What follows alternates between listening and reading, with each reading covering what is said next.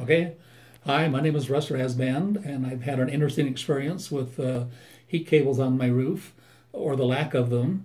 We first started out hiring a neighbor to put some cable, heat cable, on our roof. He charged us $1,100, and we felt like everything was okay. And there was a switch in our interior already that we could switch and turn it on. And the trouble was, every time we did that, it would blow a fuse or something, so we never could use it. About a year later, we decided, well, we better get an electrician to look at it and see what they would do. We had a fellow come out. He looked at it and said, well, I think we can probably take care of it, but it's kind of bad weather right now. They just cut the cable and said, we'll come back. They never did.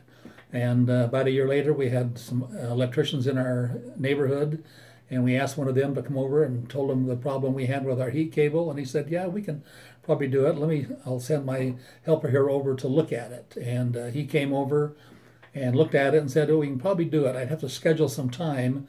I'll come back with you and we'll get it taken care of. About 3 months later, we got a bill for $100.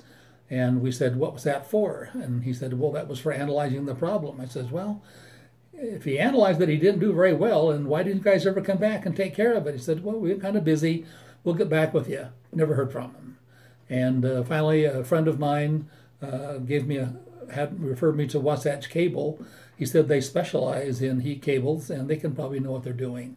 So they came out. They had to rearrange some wiring with our boxes to make enough that we had enough power to go to that cable. It's kind of a long, I think it's about 100 feet or something. It's a pretty good stretch of cable, but they've taken care of it. And last winter was the first time we ever used it.